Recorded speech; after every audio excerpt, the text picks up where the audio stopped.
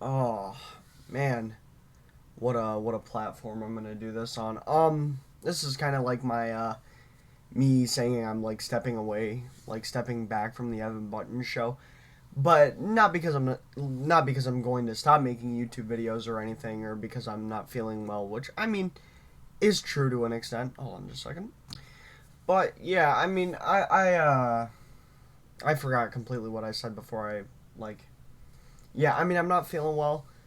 Uh, I've been laced with a lot of sicknesses over the past like 3 4 months, which is not fun. To think that we're in May right now, and for a little context of this video, um, American Memorial Day, like Memorial Day in the United States, is just passed, and I've been fighting a rhinovirus. I went to Erie, Pennsylvania, and I hung out with somebody very special, and I mean that was great and everything, but shortly after I came home, I developed symptoms of a rhinovirus, so I'm just waiting for all that to go away. I'll be taking a steroid, and I have albuterol sulfate and things like that helping me treat it, but as for now, it just sucks. So if you hear me pause and everything, you hear me pause a good bit, it's because I cough. And then from January, I've got all the stuff with steatosis and everything, and I mean, my stomach has been getting better. I can eat pretty much everything, with very marginal, disturbances here and there. Mostly just the irritability of my bowel, and so, I mean, all that normal stuff, all that TMI stuff.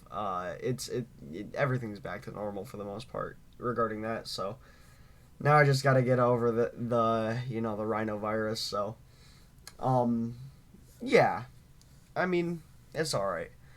But yeah, I'm not like stepping away from anything. I can't really record music while I'm sick because it requires use of my vocal cords. But I'm not gonna be recording back to back to back anymore. And as for Spotify, I don't know how much more stuff I'm gonna put on Spotify or streaming services. I like what I'm currently doing with my releases, or like what I did with Letters from the Oasis, is I compiled them together, and I released them on YouTube. I don't want releases like that.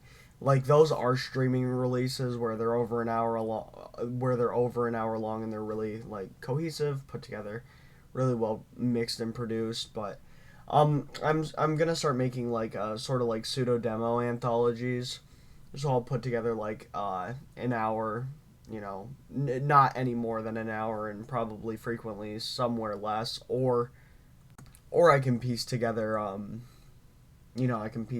like upwards to 3 hour long demo anthologies and put them on YouTube, and people can find them. It's just with the timestamps and everything. So, I mean, I could do it by month. I don't really know how I'm gonna do it now, and I mean, it is kind of the same as Spotify, where if I record something, I want it out there just in case anybody wants to look for it or they need a sample or something. That they have that out there. So it is kind of double edged, but I mean, as for why I don't want to put stuff on Spotify anymore, you know, it's not that it's cluttered because everything is organized by albums, but there's a lot of stuff on there, and I don't really see a point. And the Celestine of the Stars project, while I did have a lot of fun, I did really enjoy it. I mean, I don't I don't really think I want to put those out there. I think that's going to be a sort of a me thing, right? As the Celestine of the Stars project always has been. But as for YouTube, I'm not stepping away or going anywhere. But yeah, so there is that. Just a little short talking video. Yeah, the Celestine of the Stars show.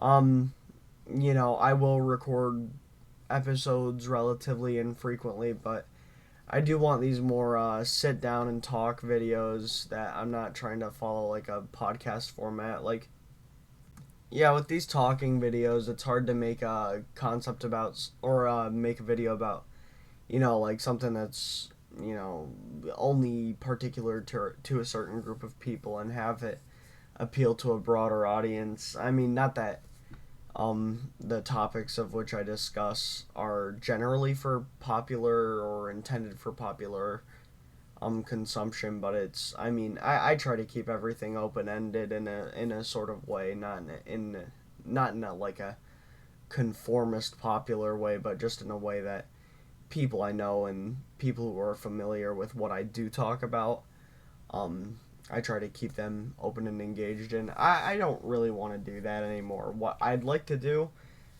I want to make videos about very specific things, like I want to make a video about Horse Jumper of Love, the band. I'd like to make a video about movies, talking about like specific movies and whatnot, or talk about certain records or whatever. And I mean, obviously my channel isn't dedicated to any specific media. I'm not like a guy that reviews albums or anything, and I don't want to do that either. I don't want to start like an album review series, because one, I don't really do the ranking system, because for me it's like Melancholy and the Infinite Sadness is my favorite album of all time, but it's not perfect. Horse Jumper of Love, their first record, or American Football, their first record, or Coheed and Cambria, their first record, they're all perfect, but they're not better than Melancholy and the Infinite Sadness, because Melancholy and the Infinite Sadness's vision and its significance and the style of playing and everything, it's so awe-inspiring, and it's so grandiose that it supersedes the perfectedness, or not the perfectedness, just the perfectness of those premiere albums. And Melancholy and the Infinite Sadness also isn't a premiere album, so I mean, a lot of these albums I consider perfect or damn near close to perfect. um you know they come into competition, and then there are albums that are perfect sonically, but they don't meet my own personal standards of integrity, which people might not agree with. When I think of an album recorded by a band, now Jeff Buckley's is a certain individual, so him and his producer or whatever, I think of songs as being written by those guys and having very little input from outer sources. I wish bands still did that, where they recorded songs on their own. I don't think there should be covers on any studio albums. Um, so there's that. Those are my standards of integrity. Obviously, I don't hate when bands do cover songs and put them on their record, like Iron Man on First Band on the Moon by the Cardigans. I love that whole album. I like Choke. Um, I like Choke. I like Step on Me. I mean, Step on Me is really popular, but Iron Man, a really good cover, really a unique cover. It's not what a lot of people would do with a song like that. But yeah, I prefer a band to be the sole writers of their, record. And then there's really peculiar cases where it's like, I think a band in its current state should be the ones writing the album they are going to put out. Like, Nearly Witches on Vices and Virtues is kind of disingenuous to the original, you know, the original Cricket and Clover version of Nearly Witches. I mean, it's still a good song, still a great recording, but Ryan Ross wasn't in the band at that point, and Dallin Weeks had taken a seat in the writer's chair. So there's that. Those things are integrity for me. Now, breaking that integrity, or breaking the perfect integrity in my mind, um, is not a bad thing. Like, I don't think it takes away from the quality of an album in a crazy way. Like, obviously I sung my praises for First Band on the Moon, and it's not Songs for a Blue Guitar. There's a Red House Painters album that has, there are Red House Painters albums with Beatles covers and shit like that. And I mean, they still, the albums hold on really well. It's just, I prefer to listen to what a band themselves can do. Like, that's why I like Third Eye Blind's first album, because I can listen to what a band can write and do on their own and expand upon that. And I like the cohesiveness of an entire album. Like, when you listen to Benji, the Sun Kill Moon album, you get through the entire album, and then um the disconnect that would usually break that immersion, um it can be treated as an epilogue. And not very many albums have that. I feel like Elf Tower, New Mexico, could do that with the deluxe edition of the second stage Turbine Blade, where you follow. Or no. On the deluxe edition, iRobot is at the end of the Everything Evil demo, which is so dumb. But yeah, Elf Tower, New Mexico could definitely be that, but that's not a studio. You know, but yeah, I do like the standard format where the album follows that like cohesiveness. It has its highs, it has its lows, it has its variety, imperfectness.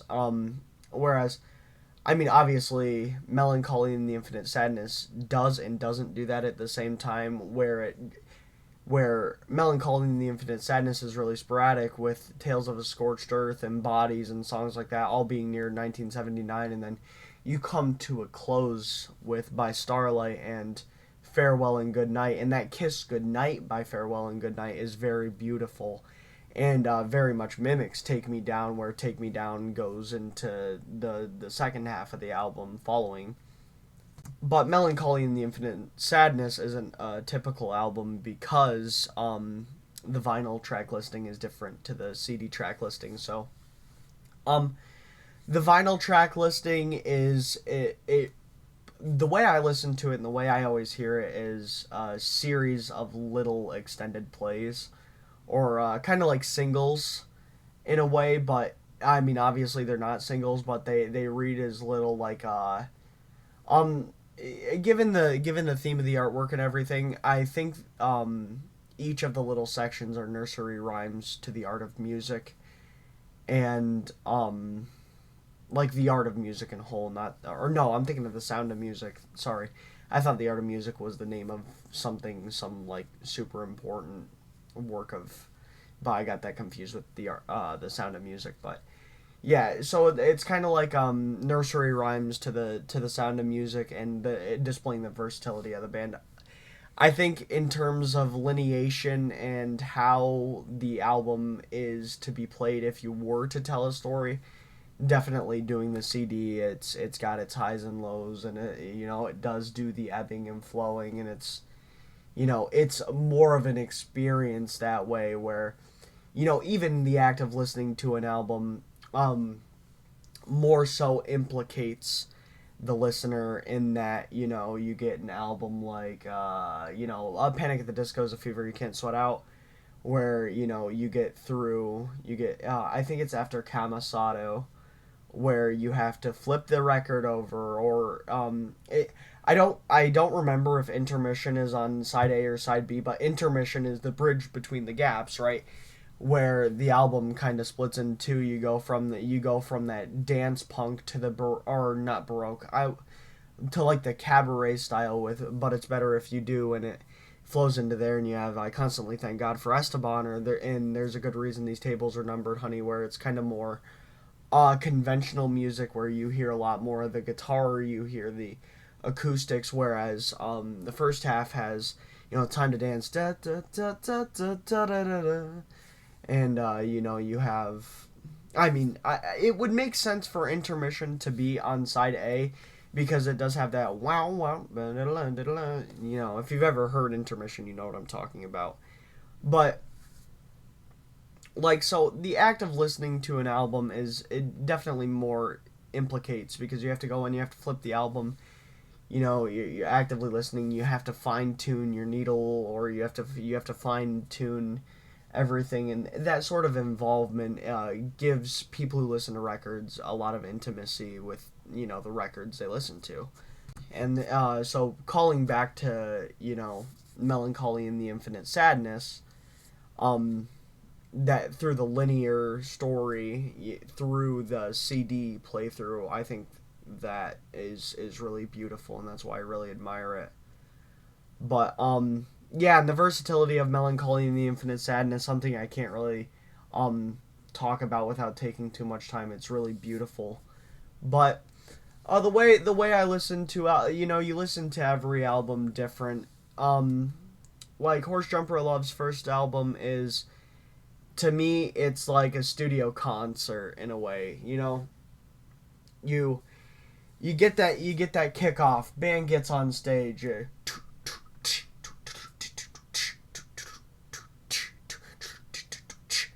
Brum, brum. You know, you get that ugly brunette. And then, this is the "We Are Horse Jumper of Love." You know, it's kind of like the way I hear it, and this I don't mean this in an insulting way. It's the sucker punch. You know, it's the Horse Jumper as an opening band, just starting out as a new band. You know, with new music. You know, it's them just starting out, and getting the "We Are Horse Jumper of Love." Thank you for coming out tonight, and then you get the July 5th at the beach, right? And then you get into the meat and potatoes of what the band is. You know, you get bagel breath, and then you get you get the whole concert experience. You know, you get bagel breath, you get dirt, you get sun poisoning, and then it's a decent set for a concert. You know, it's not too long, it's not too short. You know, it really fits that sweet spot, and it's got a little bit of everything for everyone. You get a short banger, like ugly brunette, and then later on you get the longer, really well thought out, with the solos and everything with Orange Peeler, and that's what Orange Peeler too. Orange Peeler is kind of like that Elf Tower, New Mexico, or the one with the Wurlitzer. It's got that epilogue-ish feeling where it would be that disconnect, or My Friend Ben, it's got that disconnect from the rest of the album where Orange Peeler, it's got this groovy bass line, and the lyrics are weird, and but I mean it's a great song, and it's a good way to end the show, and you get that stuff at the end where you can meddle with that. And I think the interludes also give it that like concert feel, with like I want to paint horses and to have a horse, or to have horses, or whatever, where you get to that part of the show where you're playing songs like Spaceman, or I Love You Very Much Forever, where they're these real downbeat or like love songs, and separated from the bangers that are like dirt and sun poisoning. But it's all really cohesive too. The entire album is an open D, and it's not like one thing is super separate. Whereas, like listening to Benji, I don't get that concert feel. But I mean, there are songs where like I can close my eyes and Mark Kozelik is in this chair with his Portuguese guitar, and he's playing Carissa, or he's playing any song. But then you get a song like Dogs, or you get a song like Dogs, or Michaeline, or no. Yeah, Michaeline. When I listen to Michaeline, I think of a guy writing in his journal, reflecting on, the people that have come and passed. So, you get a song like Dogs. I want to think of another example from the album, but I feel like more songs often than not, they have that feeling in Benji where it's like Carissa, or Pray for Newtown, or Pray for Newton. Is it Newton or Newtown? I think it's Newtown, because obviously it says Newtown in the song. Newtown. But Pray for Newtown, or Truck Driver, or I watched the film. It's either watched or rewatched the film. The song remains the same.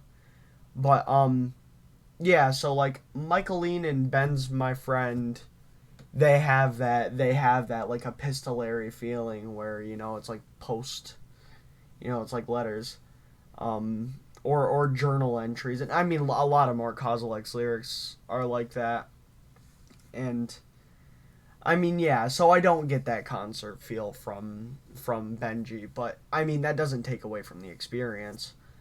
to me, my favorite albums are like anthologies, collections of songs that obviously come from different places. So like Everything So Far or an Alphabetology by Captain Jazz, Everything So Far by Pine Grove. But so there's that. But I also do like consistency and songs you just listen to just for the listening experience. They don't have to have that cohesive storytelling. Old Ramona's like that, where it's like yeah, a lot of the lyrical themes are different, but I don't feel like there's an underlying narrative or something the music is trying to tell me other than what is written in the lyrics. There's not this background, but I mean I do like concept albums too, and that's the topic I was wrestling with or grasping at for Horse Jumper of Love. I'm like, is that first record a concept album? Is American Football's first record, is that a concept album? And the answer is no. They're thematic, or they have that cohesive feeling which kind of draws the illusion of a concept album, or like Charmer's first record, they're eponymous, and they're not concept albums, but they are driven by that cohesiveness, right? So, and people don't really ask, well, what's an album about? And the answer for a lot of albums is they're about a lot of different things, and the songs don't line up. Old Ramon certainly does, Kavita, River, Smoky, Michigan, the Golden. These songs, they have very little to do with each other. Some similar thematic scene, similar, wow, similar thematic schema and things like that. They do all flow together, but like they are cohesive, but they're not thematically cohesive. What is American Football's first record about? Graduating high school, going to college, right? If I had to pick now, of course, there's more themes like breakups or the loss of your friends as you graduate. There are more greater themes, but you listen to like I'll see you when we're both not so emotional. Never meant the summer ends. You get that. But the regrets are killing me. Perfect, right? You get that, and in terms of emotion, you also feel that, you get Stay Home at the end, and then you get the one with the Wurlitzer. The one with the Wurlitzer is enough to make me cry. After listening to the entire album, because I get that punch in the face from Never Meant in the beginning, a beautiful song, one of my favorite songs of all time. And then you get The Summer Ends, and then you get Honestly, and Honestly is kind of the banger in there after two downbeat starts, right? So and you get that long instrumental after the main, what I would consider to be the main composition. You dun dun dun dun dun dun dun dun. And I know this is kind of like the reverse of how things actually were done, but after you finish the one with the Wurlitzer, you give yourself a minute to recuperate. You can listen to that American Football EP, and you get not like a sense of clarity, but you get that sense of fullness. You get the one with the tambourine and Letters and Packages, and then you go back to that instrumental ending. And instrumentals are such a key part of that early American Football feeling with I Should Be Leaving Soon, the one with the Wurlitzer. I mean, the entire album is mostly riddled with amazing instrumental work and, lyrics, and the actual contents of the lyrics, while they're not bad, they pale in comparison to the importance of the driven guitar work or the driven bass work. You have that consistent bass, or you have the consistent bass played by Mr. Mike Kinsella in a lot of songs that really drive.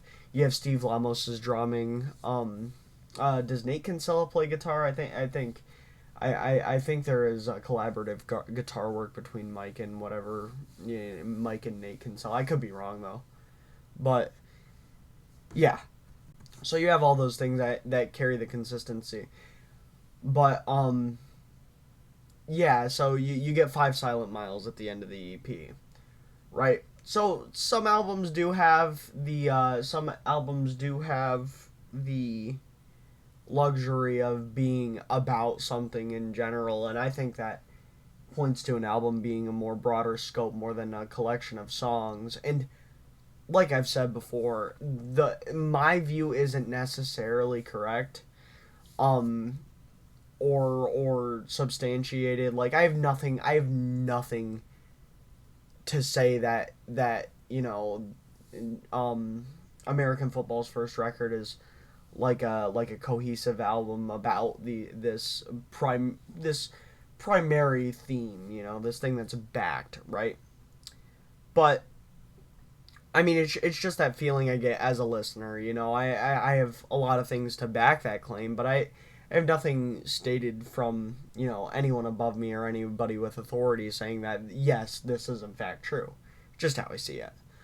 But at the same time, there are those authoritative things like you get an album like Death Consciousness, fucking great album, but I mean the songs have their own meaning to me, and I mean what is the album about? What is the Second Stage Turbine about? What is Machina and the Machines of God? I think yeah, that would be a concept album. They're about these narratives or these fictional characters or even real characters in like what is it? Is it Sabaton? Sabaton focuses on historical rock or historical metal, so they actually do have a real story behind, right? And there are people that do those sorts of things, so they do tell this story. So, I mean, at the same time, you have to separate the song, even in those consistent albums. Like, I have to separate my meaning. Like, what does Never Meant mean aside, those themes of breakup and everything, what does Never Meant mean? Or what does Blood Hail mean aside from the narrative brought on by Death Consciousness, right? And, what do I take those things to mean on an individual level when I hear arrowheads and blood hail, or when I picture myself in the bathtub slipping in and out of an ice bath in the big gloom, what does that mean for me? Like for me, when I close my eyes and picture myself in the freezing cold in an ice bath, like what significance does that carry to my own understanding or my own, or the comfort that music gives me, right? And the same goes for it's inconsistent albums. So like for Old Ramon, like what does Cruiser give me? Like what do I picture when I listen to Cruiser? Obviously for me, because I started really really listening to Old Ramon during a trip to Virginia, and driving home I listened to pretty much the entire album, some songs several times.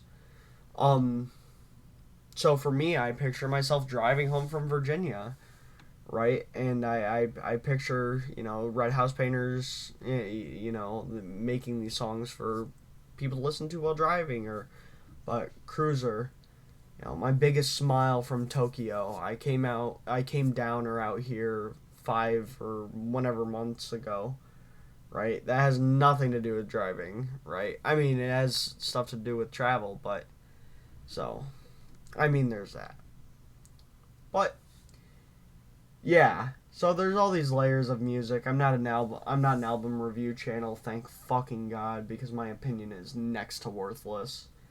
But I mean, I do have opinions. There are a lot of albums I like. There are a lot of albums I would like to talk about. Finnish Postcard put out a record this year. They put out their first record this year, and I would love to talk about Body.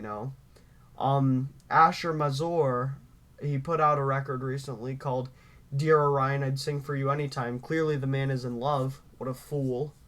But clearly the man is intoxicated with his infatuation, and I mean, be that as it may, that is definitely a good thing for him, and what a good thing it is for me because I get to listen to the album that is a result of this. But there is that thematic consistency that Tree also had, the first Aftermath of Delonia album.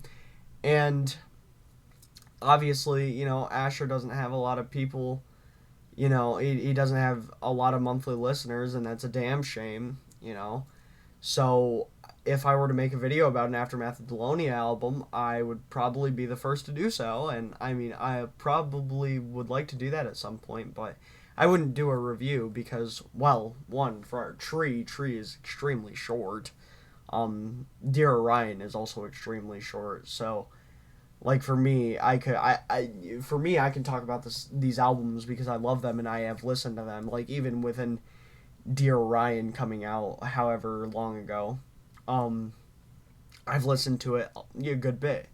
And these albums that do come out and these extended plays that do come out, if I really like them, I listen to them, I dissect them or put them on as background noise and see how they function as background noise. It's like, oh wow, Ghosts is really great background noise, and nothing fucking racks my brain because nothing commands your attention. You don't put on Black Sabbath or, well, there are people out there, but for me, when I listen to background noise, I do want that. Like I do want that Duck Koo Kim, the longer songs. I do want those songs to be, or in the background. Or but actually the difference between listening to a track and just having it on as sound, like Patience by Billy Cobb, Strokes of Incarceration.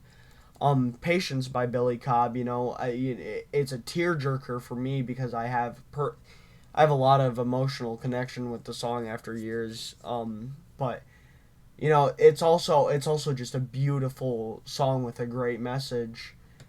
And that line to me is so important.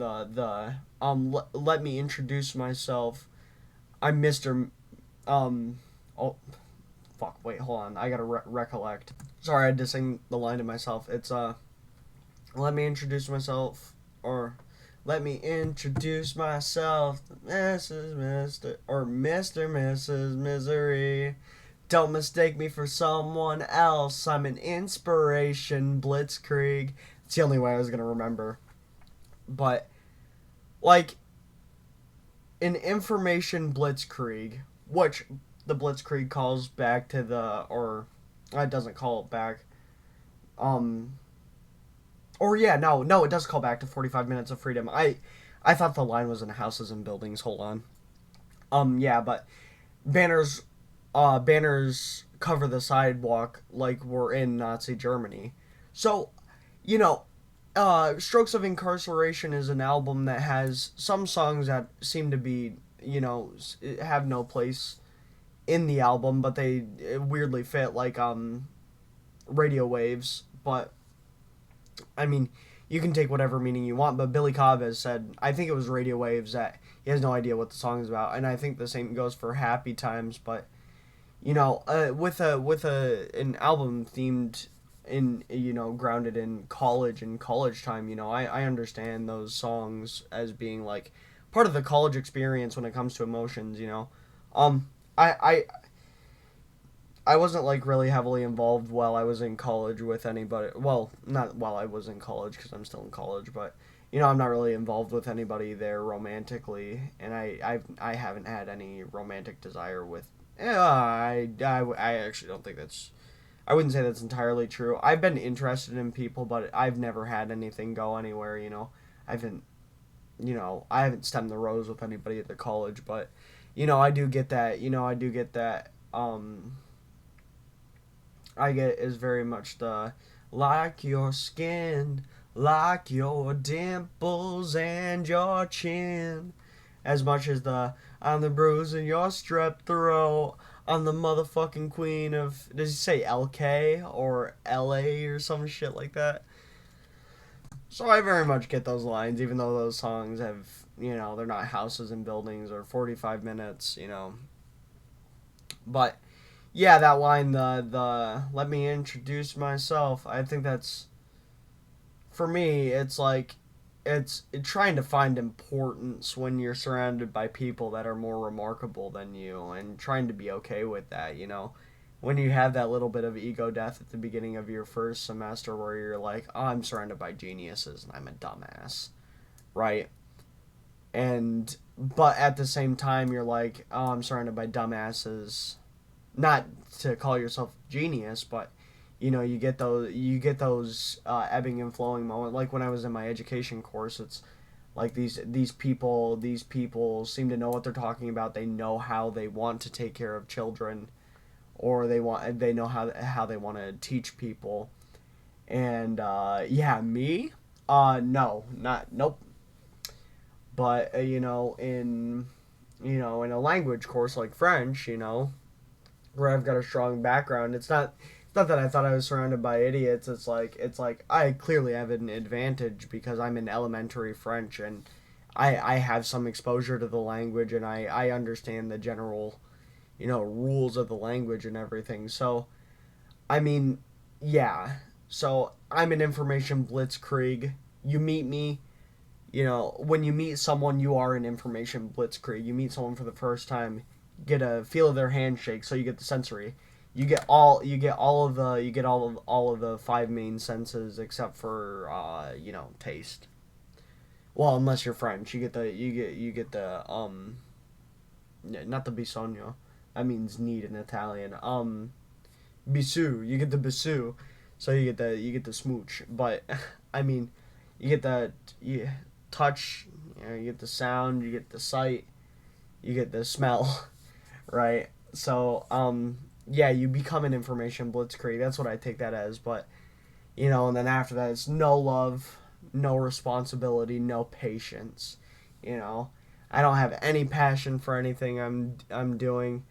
I can just slack off, do whatever. I missed a bunch of classes in my own semester, so no responsibility, no patience. It's like no patience. I don't want to have to take finals, but I'm not patient for finals to get here because I want to take finals. That way I can enjoy summer or I can enjoy break or whatever.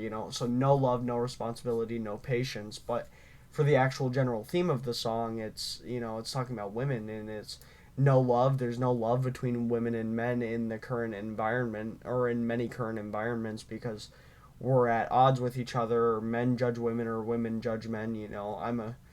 I'm a short, I'm a 5'6", not really attractive guy. So for me, it's I face a lot of that judgment, and I understand it to an extent. But as a person, it's hard for me. And there are ugly women out there. There are ugly men out there. There are ugly people that fall between the binary. I would happen to fall between the binaries, but I mean, overtly, I lump myself in with the sum of men, right? So I mean, there are ugly people out there, and when I see them, my brain does do that. I do make those, conscious judgments and everything. But no responsibility. You have no responsibility for being an asshole or calling a woman a whore because she has an OnlyFans. You don't accept that responsibility. You don't accept the responsibility that your words have consequences. And women to men. Saying a man is broke as shit because he can't buy you something. Well, what does that say about you? I mean, no responsibility, no patience. No patience. Like, if you're in a relationship, you have no patience to let things get better. It's things need to change or I'm going to leave, oftentimes in the modern environment, right? No love, no responsibility, no patience. But, I mean, overall, generally, right? There are a lot of songs, I could go into fucking 45-minute tangents about songs, and talk about how some artists are misunderstood, or like how some eras of artists are misunderstood. I can talk about Imagine Dragons, my love for Imagine Dragons, and the I cleanse in the river for somebody else, for anyone but myself.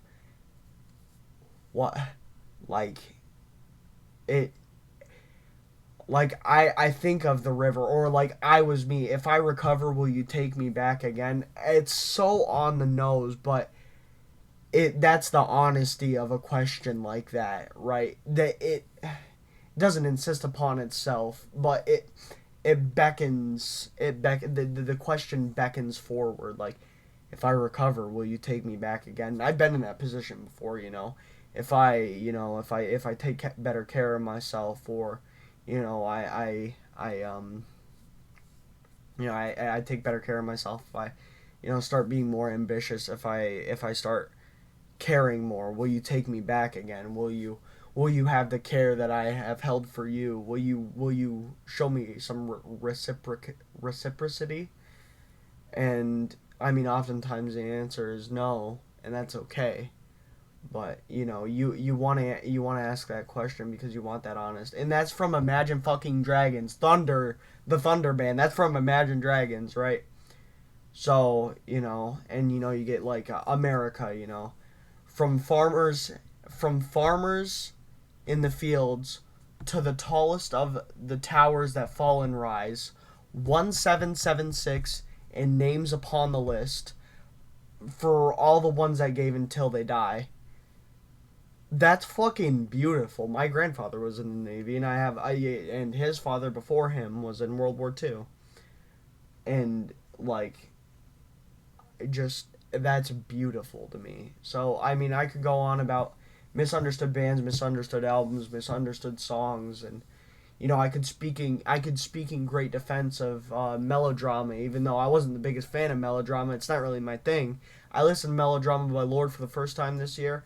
I understand now, but or I could speak in defense of Brat, or I could speak in defense of all these albums. Right? These things I can't do on the Celestine of the Stars program because it takes too much fucking time.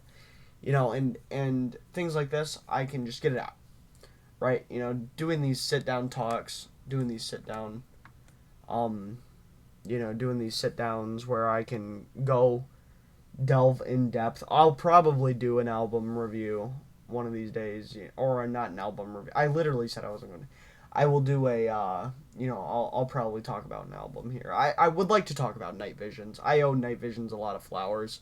It's one of my favorite albums of all time. It doesn't, it won't make any of my lists. I won't sing its praises.